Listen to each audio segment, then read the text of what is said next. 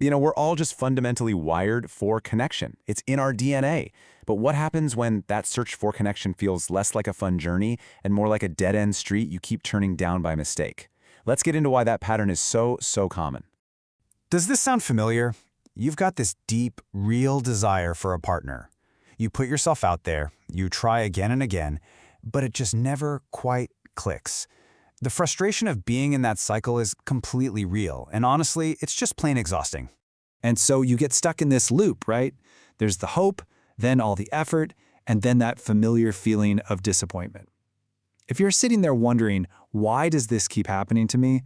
The answer might not be out there with other people. It might be a lot closer to home. That's right. It's time to turn that search inward. We're going to unpack a really powerful idea here. What if the key isn't about finding the perfect person, but about becoming a whole and complete person for yourself first? Now, this can be a tough pill to swallow, but stick with me.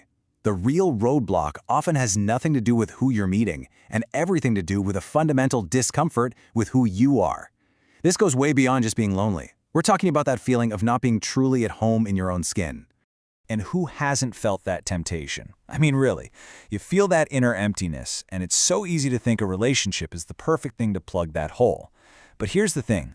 When we try to use another person as a quick fix for something internal, we're not building a partnership. We're just looking for a Band-Aid, and that's a recipe for disappointment for everybody. That really intense, almost desperate feeling of needing a partner, it can actually be a huge clue. It might be pointing to the fact that you're looking for someone else to give you your sense of worth or purpose or confidence. But those are the very things a healthy relationship needs you to bring to the table yourself. This really gets to the absolute core of it. Just let that sink in for a second. If you're not truly okay with who you are, no amount of love or praise or approval from someone else will ever feel like enough. That feeling of being whole, you just can't outsource it.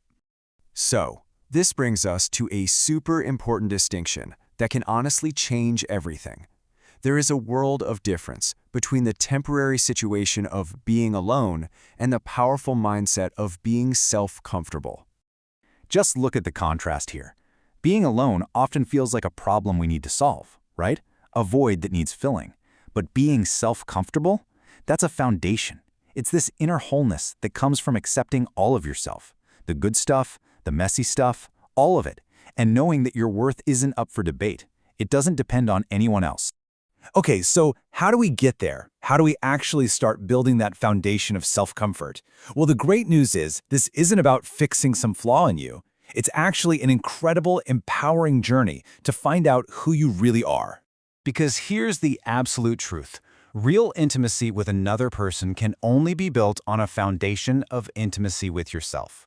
Think about it. How can you know if someone's values really align with yours if you haven't figured out your own yet? It's like trying to navigate a new city without a map. So let's break it down into 3 concrete things you can do. First, get back in touch with what makes you light up: your passions, your hobbies, your curiosities. Second, practice what I call radical self-acceptance. Embrace the imperfections. They're part of your story.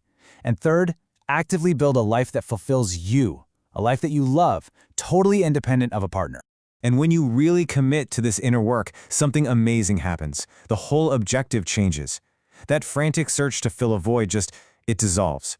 And something much more profound takes its place.